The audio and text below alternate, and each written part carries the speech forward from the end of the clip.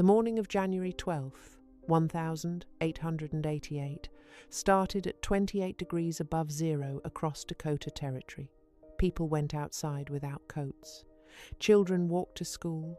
Farmers hitched their horses and headed to town for the first time in weeks, because after a string of bone-splitting days where the thermometer hadn't budged past single digits, this felt almost gentle. Carl Salty, a Norwegian immigrant teenager in Minnesota, would later say that by mid-morning the warmth was melting ice from the windows. A farmer near Yankton, Dakota Territory, took off his coat and draped it over a fence post while he worked. By noon, the wall of cloud to the northwest was bruised and moving fast. At Yankton, the temperature dropped 18 degrees in 3 minutes. Within 4 hours, it was 20 degrees Fahrenheit. At Fargo, it hit 47 degrees Fahrenheit. At Netch, Dakota Territory, 58 degrees Fahrenheit. The wind hit 60 miles per hour. Some reports say 80, and the snow it drove wasn't really snow at all. It was more like flour, so fine and dry people said you couldn't breathe in it. You couldn't see your hand in front of your face.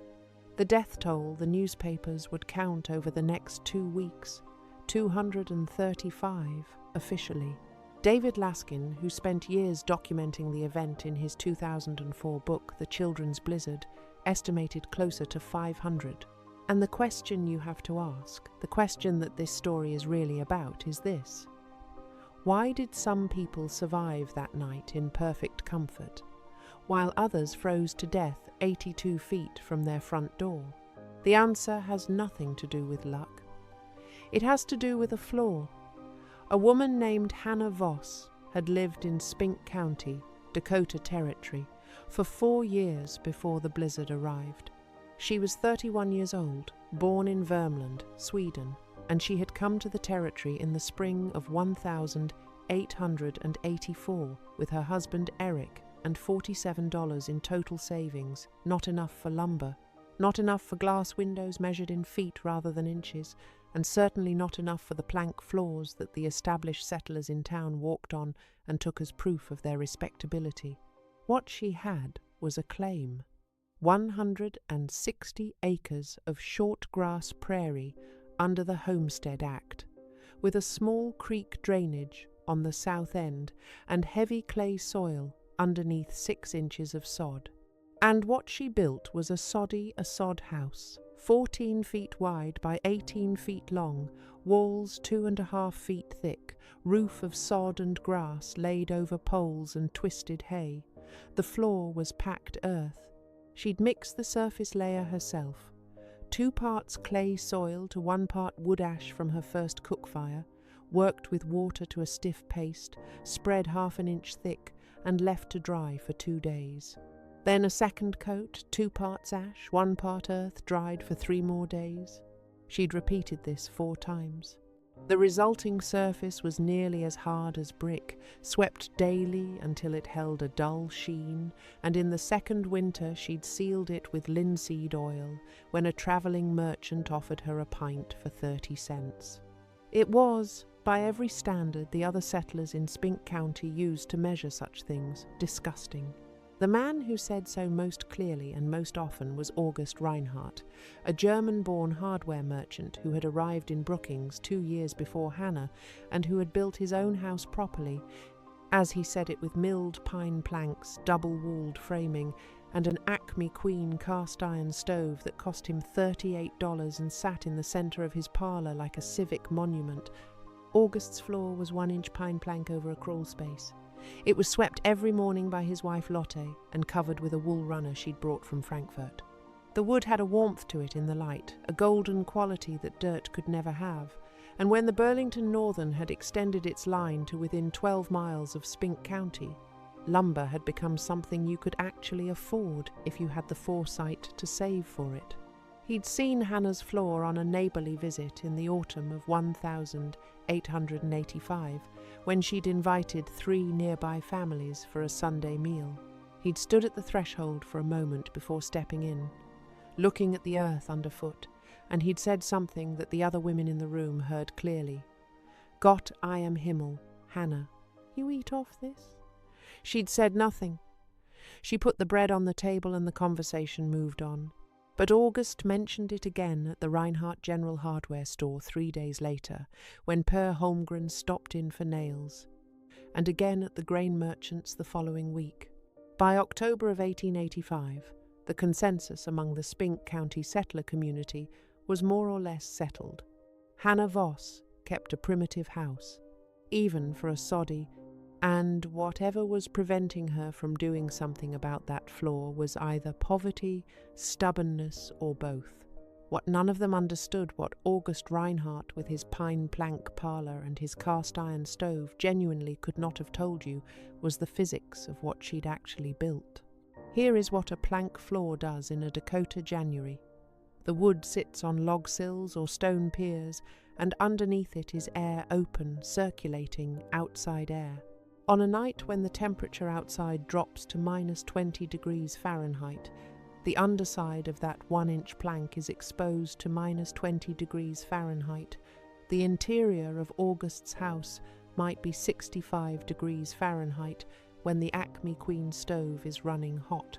That means there's an 5 degree temperature difference driving heat downward through that 1 inch of pine, relentlessly, all night, whether the stove is burning or not.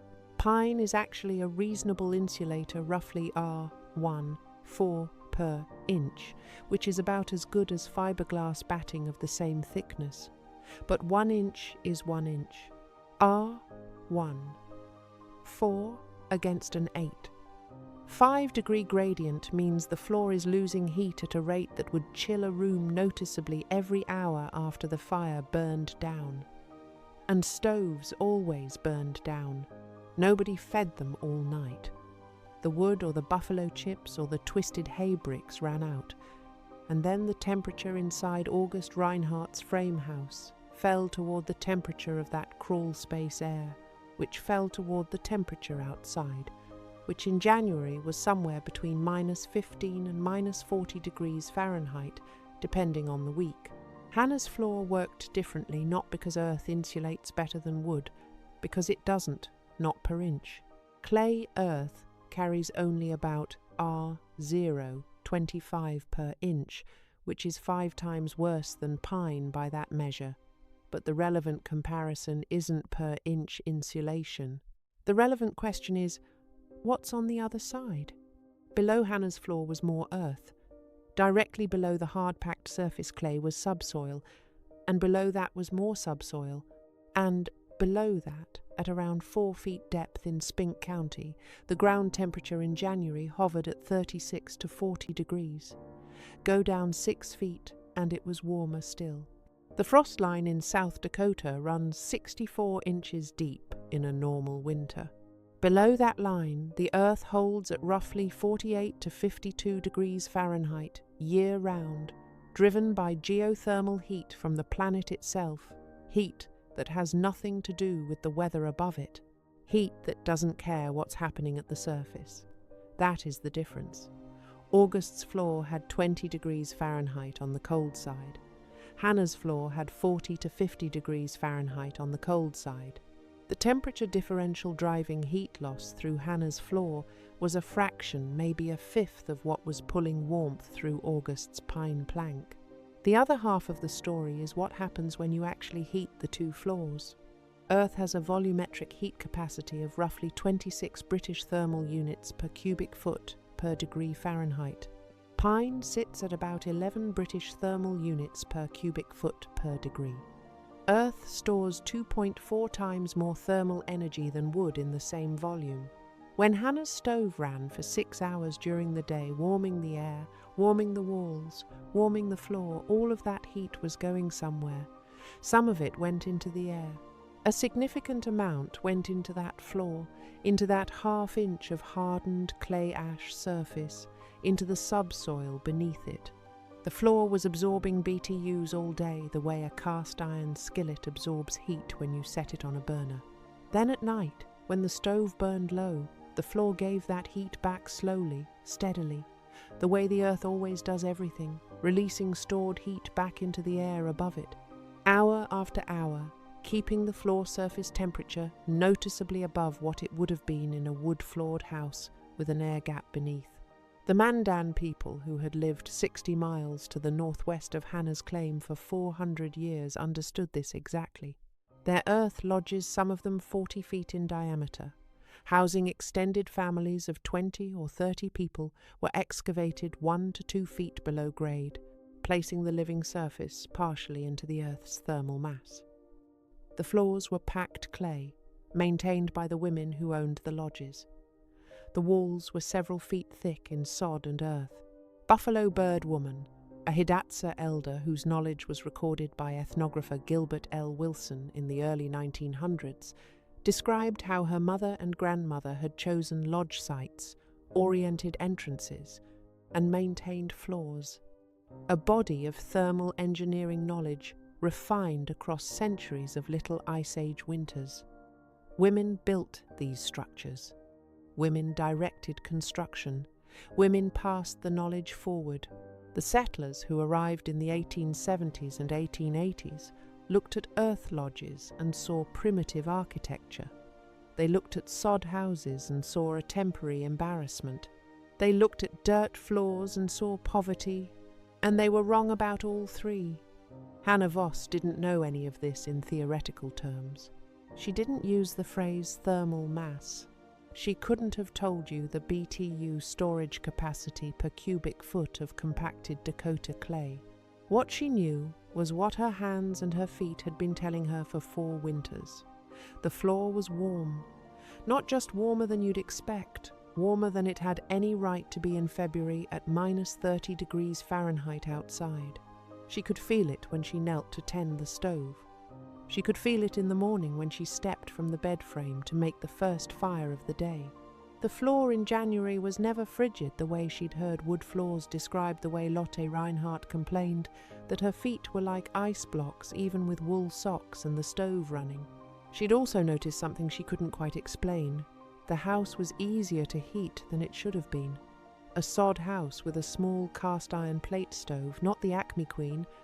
A smaller one she'd bought second-hand for $4 from a settler who'd moved to Sioux Falls, running for 6 hours a day, should not, by any reasonable account, keep a 1 4x1 8-foot space comfortable at 55 degrees Fahrenheit through a minus 15 degrees Fahrenheit night.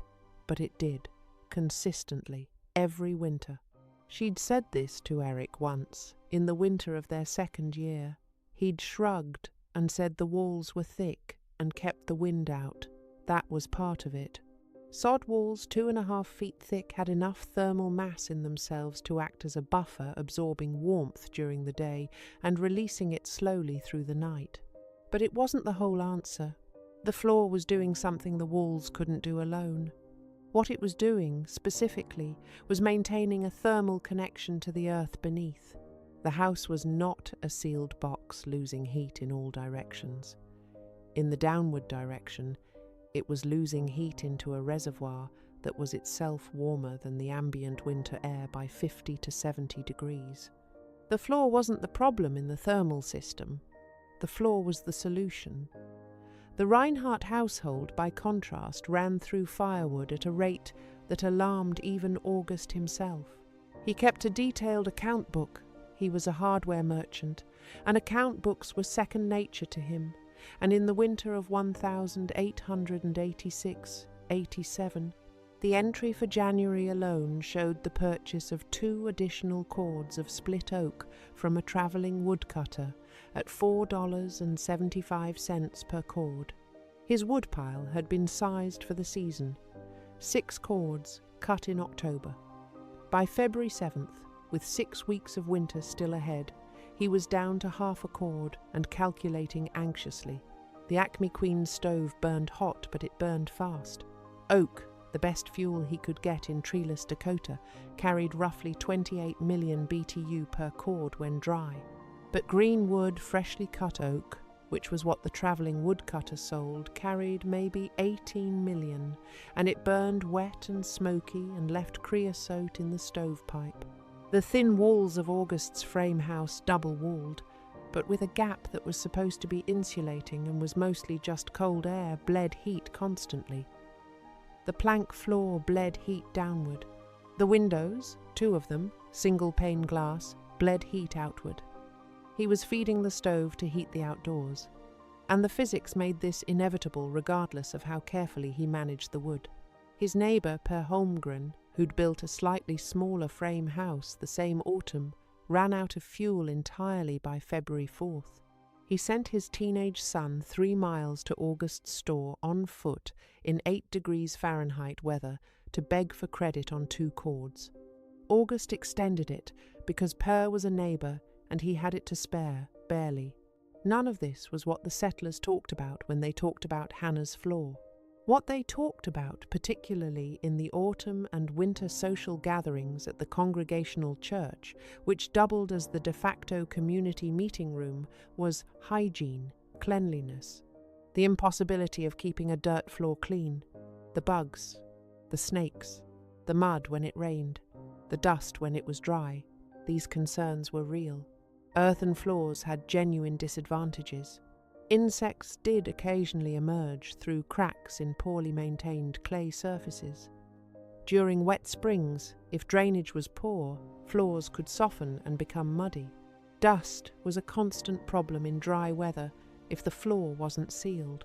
Hanna's floor, maintained through 4 years of daily sweeping and multiple sealing coats, was actually harder and cleaner than many wood floors she'd seen, wood that had warped and gapped as it dried out, wood that trapped food crumbs and mouse droppings in its seams.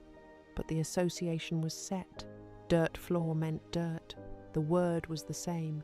And in a community where everyone was fighting the prairie's tendency to make everything brown and rough and indistinguishable from the ground itself, the floor you walked on was a statement about what you were. The Reinhardt family had a wood floor. The Holmgrens had a wood floor.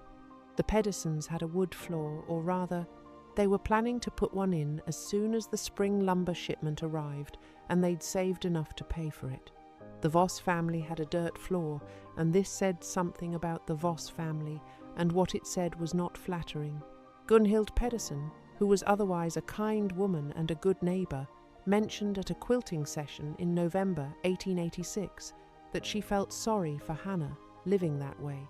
She said it without cruelty, which almost made it worse, the pity of it, as if Hanna's floor were a form of suffering she simply hadn't the means to escape. Hanna heard about this second-hand, from a woman who told her apologetically and with the caveat that Gunhild hadn't meant it unkindly. Hanna said nothing in response. She went home and swept her floor. What Hanna was actually doing, in practical terms, over the winter of 1886-87, was running a different kind of household experiment than any of her neighbours. She'd begun keeping rough notes in the back pages of a household account book, in Swedish, not because she had any particular scientific intention, but because Eric had suggested it after she'd mentioned the fuel consumption discrepancy the previous spring. He was curious. He had a mechanic's mind, Eric did, trained in Sweden as a millwright before emigrating, and he wanted to understand whether the fuel savings were real or imagined. They were real. Her notes for January 1887 show 0.6 cords of hardwood consumed. Per Holmgren, who told Eric at the grain merchants in February, had used 3.1 cords for a house roughly the same floor area. August Reinhardt's account book, which Eric saw when he bought nails on credit and noticed August calculating, showed 4.2 cords for January alone, for a house slightly larger. The soddy with the dirt floor had used 1/7 the fuel of August Reinhardt's frame house. Now, not all of that difference was the floor. Sod walls with their thickness and thermal mass accounted for a significant portion of it.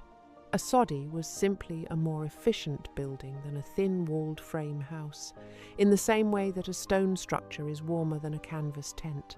But the floor contributed something specific and measurable specific, because the floor was where the thermal connection to the earth sat, and that connection was working every minute of every night, whether the stove was burning or not. Eric tried to explain this to Per Holmgren one evening in February, when the Holmgrens had come for supper, partly as a social visit and partly because Per wanted to understand why his fuel consumption was bankrupting him. Per sat on the wooden stool near the stove, felt the air in the room, felt the floor with his boot, and said, "It is warmer than it should be." He meant the room temperature, not just the floor. But he'd noticed the floor, too. You couldn't help but notice the floor when you sat down on it with children, or when you knelt near the stove, or when you simply stood still for a moment and paid attention. It was not cold the way he'd expected a dirt floor to be cold. It was closer to what you'd feel standing on a stone at midday in summer, with the sun's warmth still in it, a residual, stored warmth that the surface gave back to your feet without drama. He said this to August Reinhardt the next week, and August said it was warm because she didn't bother to ventilate and kept all the cook smoke in. This was not accurate. Hanna's house ventilated through the stovepipe, the same as everyone else's. The winter of 1886-87 was severe enough to be named later by the ranching industry the Great Die-Up. Theodore Roosevelt lost 60% of his cattle herd in the Badlands that winter. Granville Stewart, one of the largest cattlemen in Montana, lost an estimated 66%. Across the range states, somewhere between 362,000 and 400,000 cattle died frozen in draws, their bodies found in spring stacked against fence lines, where they drifted with the wind and piled up in corners. In Spink County, the winter was hard but not catastrophic for the settlers, most of whom had cattle in enclosed structures. The worst of the die-up was concentrated in Montana and the open range country further west, where cattle had no shelter at all. But the cold that winter reached 43 degrees Fahrenheit at Bismarck, 55.4 degrees Fahrenheit at Fort Assiniboine in Montana, 48 degrees Fahrenheit at Fargo. These were not record numbers, not yet, but they were the kind of numbers that told you the margin between comfort and danger was thinner than you thought. August Reinhardt's pipe froze on the night of January 22nd, 1887, when the temperature hit 28 degrees Fahrenheit and held there for 3 days. He'd banked his stove with the biggest chunks of oak he had and gone to bed, and by 3 inches the morning the pipe had frozen solid and the fire was dying in a firebox full of smoke it couldn't expel. He and Lotte spent that night under every blanket they owned, coats on top, children pulled into the bed, while the room temperature dropped to an estimated 22 degrees Fahrenheit by dawn. He couldn't confirm the number, his thermometer was mounted outside, but Lotte's breath was visible in the air, which she told him later was all she needed to know. Hanna Voss's stovepipe did not freeze. The stove ran at lower temperatures than August's, which meant less creosote and less condensation in the pipe. The insulated mass of the sod house meant the interior temperature drop during the night was smaller and slower, and the floor connected to the earth below was radiating stored heat all night, keeping the air temperature above the threshold where the pipe would have frozen. At dawn on January 23rd, when the temperature outside was 28 degrees Fahrenheit, Hanna's house interior was 47 degrees Fahrenheit. She knew this because Eric had mounted a small thermometer on the interior wall, a few feet up, and she read it every morning and noted it in the back of the account book. 47 degrees, cold enough for breath to be just faintly visible, cold enough that you wanted a fire right away and you moved purposefully to start it, but survivable, easily survivable, with a fire going for an hour. August's house, from what Lotte described later, 22 degrees Fahrenheit at its worst, which is 10 degrees below freezing. The difference, 25 degrees, roughly, was the sum of what those sod walls and that packed earth floor were doing through the night against a sustained 28 degrees Fahrenheit outside. Now you might wonder whether Hanna Voss ever told anyone what she'd figured out, whether she tried to explain the fuel numbers, the temperature readings, the physics she didn't have the vocabulary for, but understood in her hands and her feet and her account book. She tried once. At a community gathering in the church, in the spring of 1887, When the topic of summer building came up, several families were planning new or expanded houses, and the question of construction methods was legitimate conversation.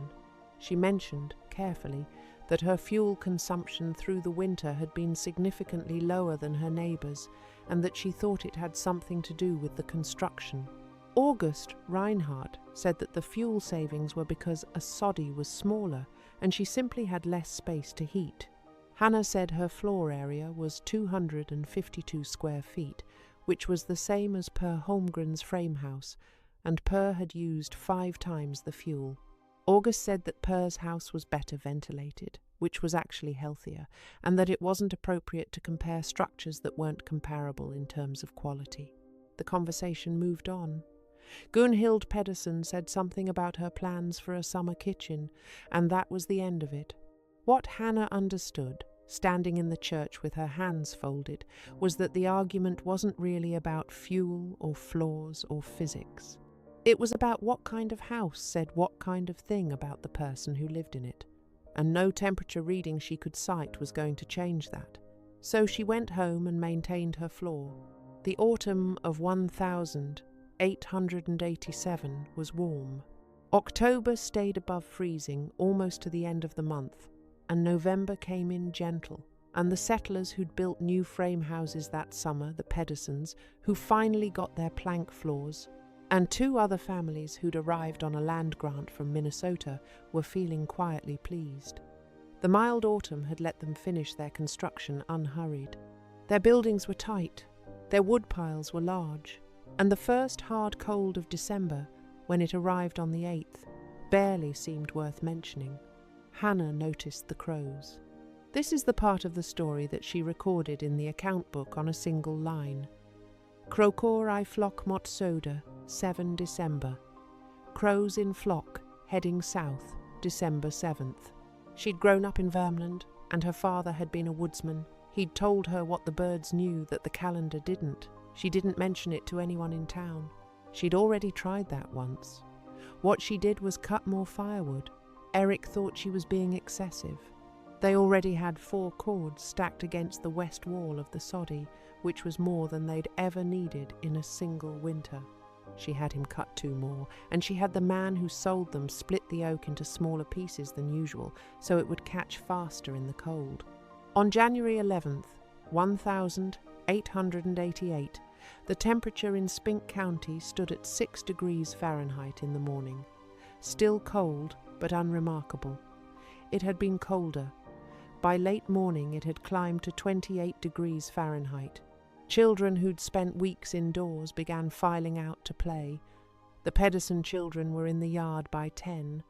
Gunhild let them go because it was the warmest day in 3 weeks and they'd been restless. Hanna kept her children inside. She kept the stove running at a steady, moderate rate all morning, not high enough to be wasteful, high enough to warm the walls and the floor. She banked it at noon to conserve the wood, then stoked it again at 2 o'clock when she looked northwest and saw the sky had turned the colour of a bruise, not the normal winter grey, but a yellow grey with a dark band at the horizon that she had never seen before and which moved visibly as she watched. She called the children in from where they'd been at the threshold. She closed the door. She stoked the stove to full and put the largest piece of oak she had on top.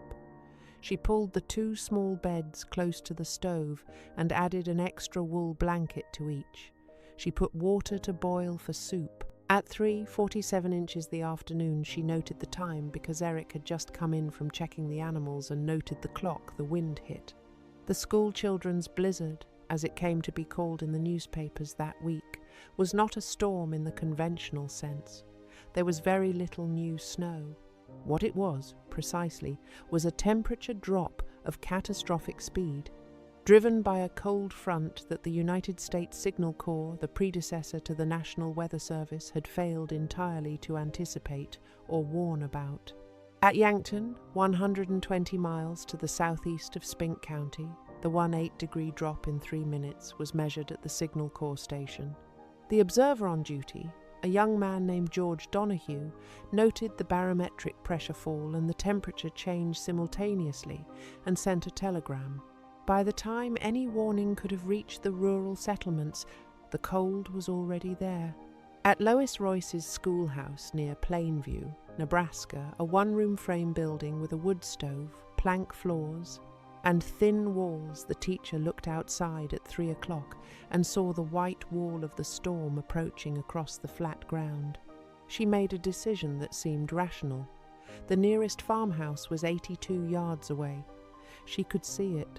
She led her 3 students, Lena Wobeck, age 9, her brother Herman, also 9, and a 6-year-old named Peter, out into the storm to walk 82 yards. They never found the farmhouse. The snow reduced visibility to 0 within seconds. Lois Royce stumbled through the drifts for what may have been an hour before she fell. All 3 children froze to death within yards of where she fell. She survived frostbitten to the point of losing both feet. In Bonham County, Dakota Territory, a storm scattered a teacher and 9 students from their schoolhouse into the open prairie. All 10 of them died. Their bodies were found in spring, located by the buzzards circling above. Minnie Freeman, a 19-year-old teacher near Ord, Nebraska, was in a sod schoolhouse when the blizzard tore the roof off. She tied her 13 students together with a length of cord and led them half a mile to the nearest farmhouse. Every single one of them survived. She was awarded a gold medal by the Nebraska State Education Board and received over 80 marriage proposals from men who read about her in the newspapers. The difference between Lois Royce and Minnie Freeman was partly courage and partly circumstance, but it was also, fundamentally, walls. In the Voss Soddy, the storm arrived like a sustained physical blow against the north face of the sod, a pressure, a weight, a vibration through the walls that Hanna could feel in her palms when she pressed them to the interior surface. The walls were 2.5 feet of compacted grass and clay. The pressure of the wind registered as a faint tremor and nothing else. The temperature outside, which she could not measure but would learn later, had dropped to -31 degrees Fahrenheit in Spink County overnight, pressed against walls whose thermal mass was absorbing and buffering and slowing the cold, the same way it had absorbed and buffered and stored the heat all day. The stove ran, the walls held.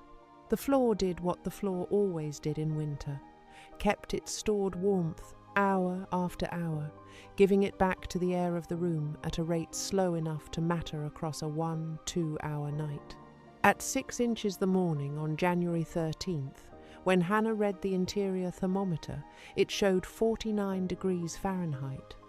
Outside was estimated later, at around -28 degrees Fahrenheit. The stove had burned for the whole night. She'd fed it twice, once at midnight when she woke automatically, as she always did in hard cold, and once at 4 inches the morning. Eric had done the 2 a.m. tending. The total wood burned through the night, roughly 1 1/4, which was more than usual but manageable given their stockpile. The house was fine. The children were warm. The cow in the separate small sod barn, which had its own earthen floor, had survived without incident, which Hanna was quietly grateful for because losing the cow would have been a serious economic blow. The Reinhardt household, as Lotte would describe it weeks later, when the community gathered to assess damages, the Acme Queen stove had been running when the storm hit. August had fed it heavily through the evening, burning at the highest rate he could maintain, trying to stay ahead of the cold he could feel coming through the walls. By midnight, with the stove running as hot as the firebox would allow and the temperature inside still dropping, he'd made a decision to take the family to the cellar, a root cellar dug 3 feet below grade on the south side of the house, where they had potatoes and preserved goods stored. That root cellar decision probably saved them.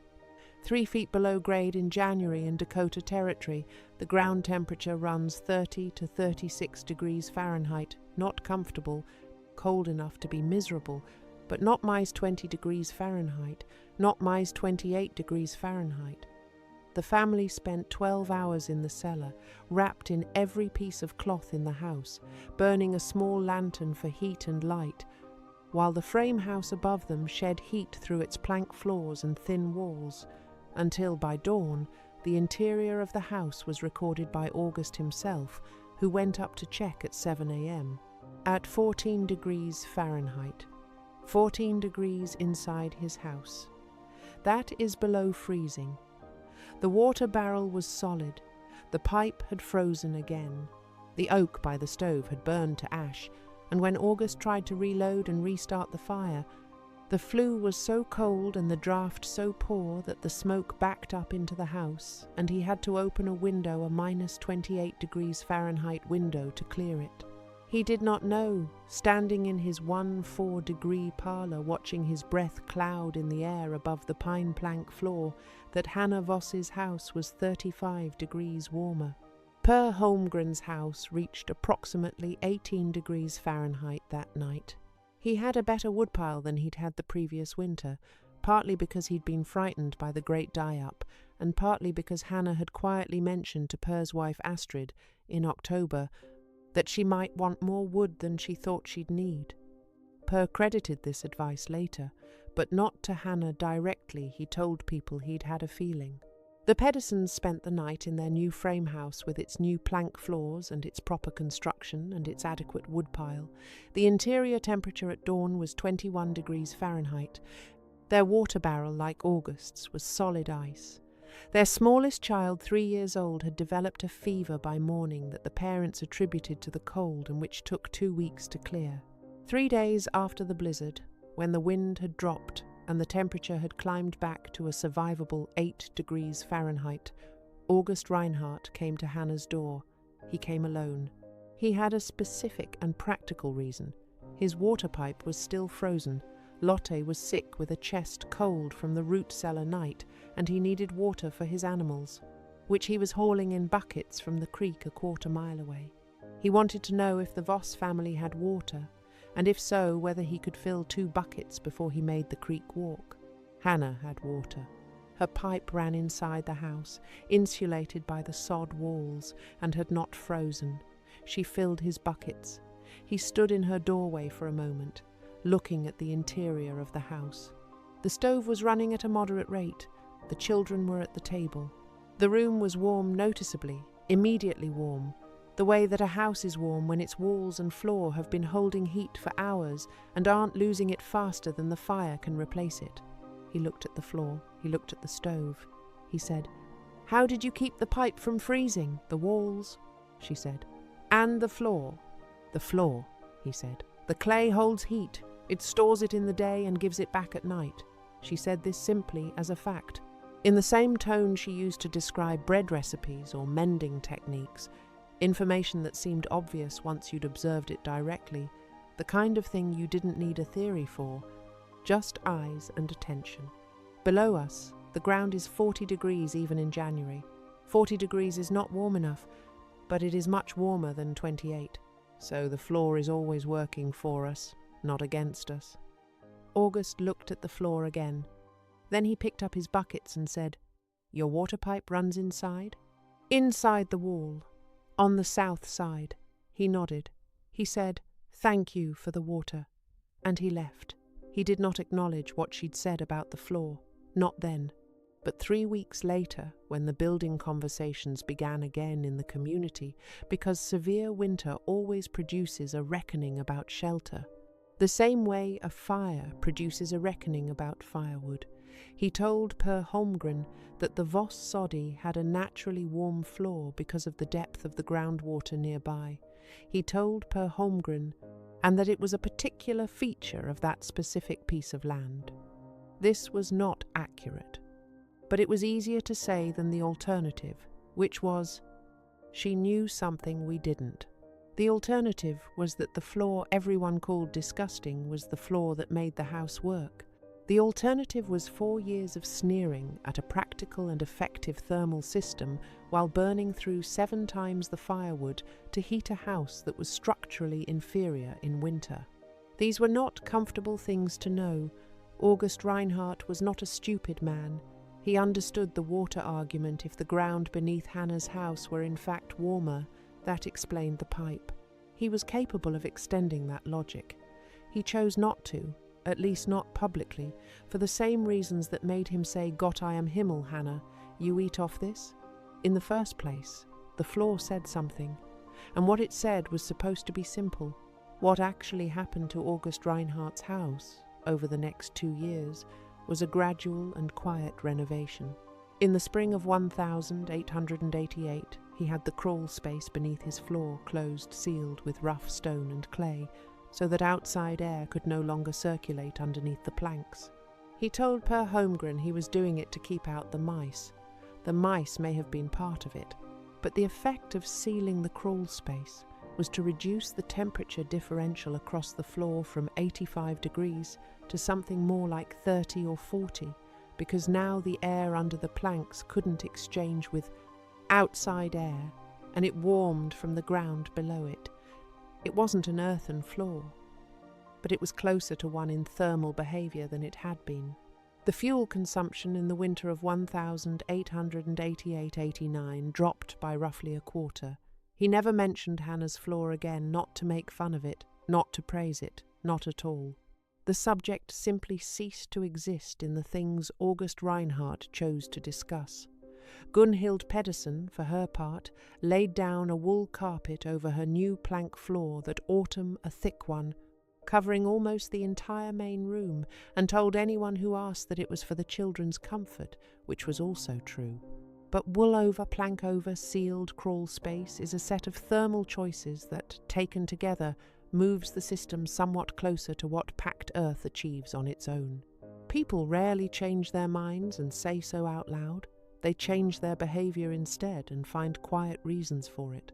What the school children's blizzard did to the broader conversation about frontier construction is worth noting because it wasn't subtle. NOAA, or rather, its predecessor, the Signal Corps, would later be criticised for the failure to warn settlers on January 12, 1888.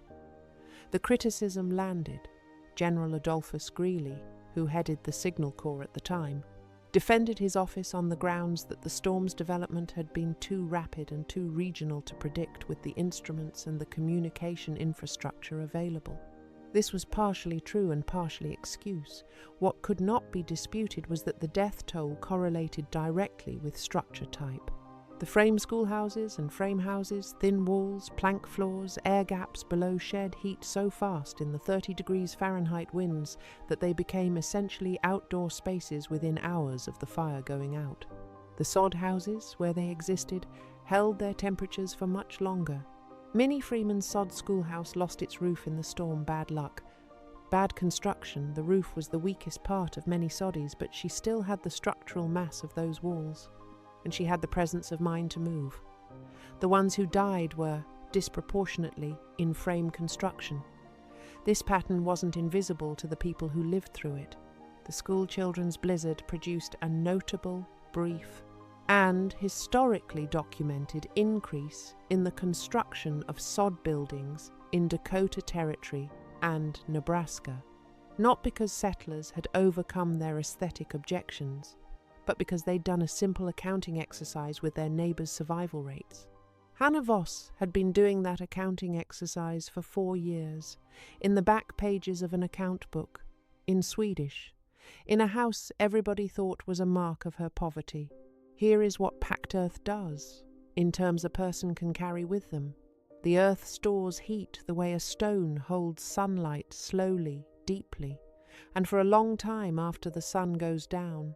A cubic foot of compacted clay holds 2.4 times more thermal energy than a cubic foot of pine wood at the same temperature.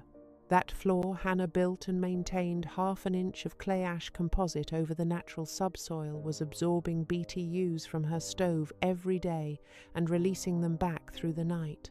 Below her floor, at 6 feet of depth in Spink County, the ground holds at roughly 50 degrees Fahrenheit in January, not from the surface above, but from the earth below, from the internal heat of the planet itself, conducted upward through billions of tons of rock and clay, at a rate so slow it's invisible, but so consistent it never stops.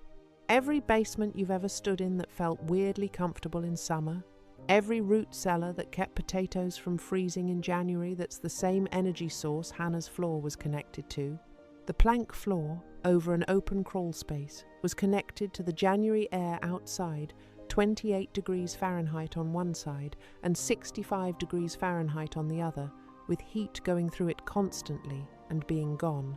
The earth floor was connected to 50 degrees Fahrenheit below and 65 degrees Fahrenheit above. Heat moved down into the earth during the day, slowly, and came back up at night, slowly. The temperature swings were damped. The house was easier to maintain. This is not a historical curiosity. The principle is called thermal mass, and every passive house built today, every earthship, every rammed earth structure, every properly sited adobe building uses the same physics. The modern passive house standard requires a minimum floor thermal mass per square foot of living area. The calculation is the same one Hanna Voss was doing empirically in a 1.4 by 1.8 foot soddy in Spink County, Dakota Territory in 1884. She didn't rediscover this. She inherited it from 4 winters of paying attention and from the general knowledge that poor people in cold climates have always carried. The earth is warmer than the air. Build down toward it. Stay connected to it. The Mandan had been doing it for 400 years, in lodges that were engineering achievements by any reasonable measure, excavated below grade, covered with several feet of sod and earth, with entrance tunnels that trapped cold air at the threshold and let warm air rise toward the smoke hole, with floors maintained by the women who owned the structures, with cache pits dug 6 to 8 feet down to exploit the stable underground temperature for food preservation through winter. When Lewis and Clark's men walked across the frozen Missouri to spend evenings in the Mandan earth lodges in the winter of 1804-05, they were walking from a log stockade where the stoves ran constantly and the temperature was barely above freezing, into structures where the floor was warm under their boots and the air was comfortable enough that men stayed longer than they'd planned. What they experienced as hospitality was also, and perhaps equally, good engineering. Hanna Voss filed on her homestead claim in April 1889, 5 years after arriving, and received title to the 160 acres. She and Eric built a frame addition onto the east end of the soddy that summer, 2 rooms, pine plank walls, proper windows. But they kept the original soddy as the main living space through the winters for another 6 years, until the late 1890s, when their financial situation had improved enough to build a full-frame house. When they finally made that transition, Eric suggested they could tear down the soddy. Hanna said she wanted to convert it to a root cellar first, clear out the furniture, put in shelving, and use the thick sod walls and the earthen floor as cold storage, which is exactly what they did.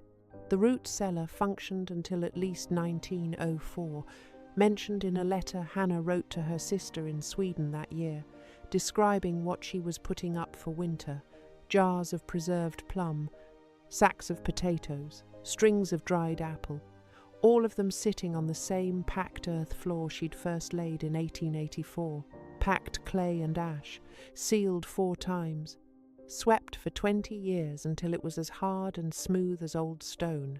August Reinhardt lived in Spink County until 1903, when he sold the hardware store to his son-in-law and moved to Sioux Falls, where he died in 1911. His account books, 22 of them, covering 1882 to 1901, were donated to the Spink County Historical Society by his granddaughter in 1962. The fuel consumption entries are the most detailed records available of frame house heating costs on the Dakota Prairie in the 1880s, and they are unintentionally illuminating. Winter after winter, the numbers run high, with periodic notations about frozen pipes, frozen water barrels, and purchases of additional wood on credit. The Oblinger family, whose letters are held at the Library of Congress, 318 items across 5 decades, described the Dakota sod house experience in terms that matched what Hanna's account book showed without knowing it. Mattie Oblinger, writing from Fillmore County, Nebraska, on June 16, 1873, Some come here and put up temporary frame houses. They thought they could not live in a sod house. This fall they are going to build sod houses so they can live comfortable this winter. A temporary frame house here is a poor thing. A house that is not plastered, the wind and dust goes right through, and they are very cold. Mattie Oblinger died in 1880. She never got a frame house.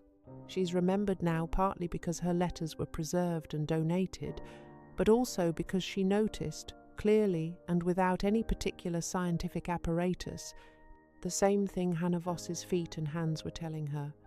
The frame house was inferior in winter, and the people who'd chosen it based on its appearance were the ones who spent the cold months cold. The floor was never beautiful. A packed earth floor, even a well-maintained one sealed 4 times with clay ash paste and linseed oil, does not look like a pine parlor. It doesn't gleam. It doesn't smell of polish. In wet seasons, the surface can soften slightly along the walls. Insects occasionally emerge through it, particularly in the warm to cold transitions of early fall and spring. The dust issue is real. A dry October could put a fine clay powder in the air that settled on everything in the room. These were genuine problems and genuine costs. Hanna dealt with them. She swept daily. She added fresh ceiling coats every second autumn. She kept her laundry up off the floor in wet weather. She dealt with the snakes, 2 garter snakes in 4 years, both discovered when she moved the flower bin by relocating them outside, which she described in a letter to her sister as less exciting than it sounds. She also dealt with the comments, the pity, and the quiet social penalty that came with the floor's appearance. That cost was real too, and harder to quantify. A woman whose neighbours considered her house a step below respectable is a woman navigating daily social friction in a community where your neighbours are your only support system when the bad winters come. The Oblingers wrote about this too, the way frontier hardship made community necessary and community opinion impossible to ignore. Hanna navigated it by not arguing about it and not defending herself. She noted her fuel numbers in the back of an account book in a language most of her neighbours couldn't read. She told Per Holmgren's wife, once in October, to buy more wood. She gave August Reinhardt 2 buckets of unfrozen water on the morning after the worst blizzard in decades. She didn't need him to say she was right. The buckets said it. There's a reason every passive house architect working today knows the phrase thermal mass and uses it in the same breath as earth floors and rammed earth walls. The principle that Hanna Voss was working with in 1884, and that the Mandan had refined across 4 centuries of Little Ice Age winters. It was not simply rediscovered in the 1970s energy crisis, though that's when Western architecture formally reincorporated it into building standards. It had never actually gone away. It had simply been overridden for a century by the aesthetics of what a floor was supposed to say about the family who lived on it. Wood said civilization, earth said poverty. The physics said something else entirely, and the physics was patient about saying it. It said it through fuel bills and frozen pipes and 4-degree parlors and women huddled in root cellars while their stovepipes choked on their own condensation. It said it through the survival rates of sod schoolhouses versus frame schoolhouses on January 12th, 1888. It said it through the cattle death toll of 1886-87, which was a livestock disaster, but was also an indirect measurement of how little thermal protection the rangeland structures could provide when the temperature hit -55 degrees Fahrenheit in Montana. The earth doesn't care what you call your floor. It holds its 50 degrees below the frost line whether you tap into it or not. Hanna Voss tapped into it. She didn't know the BTU figures. She didn't know the thermal mass equations. She knew that her feet were warm, that her stove lasted the night, that her pipe hadn't frozen in 4 winters, and that when August Reinhardt came to her door on January 13th, 1888, needing water, she had it. That was enough. If you dig a hole 6 feet deep anywhere in the American Midwest right now, in the middle of winter, The temperature at the bottom of that hole will be somewhere between 45 and 55 degrees Fahrenheit. This is true in January in North Dakota. It is true in February in Nebraska.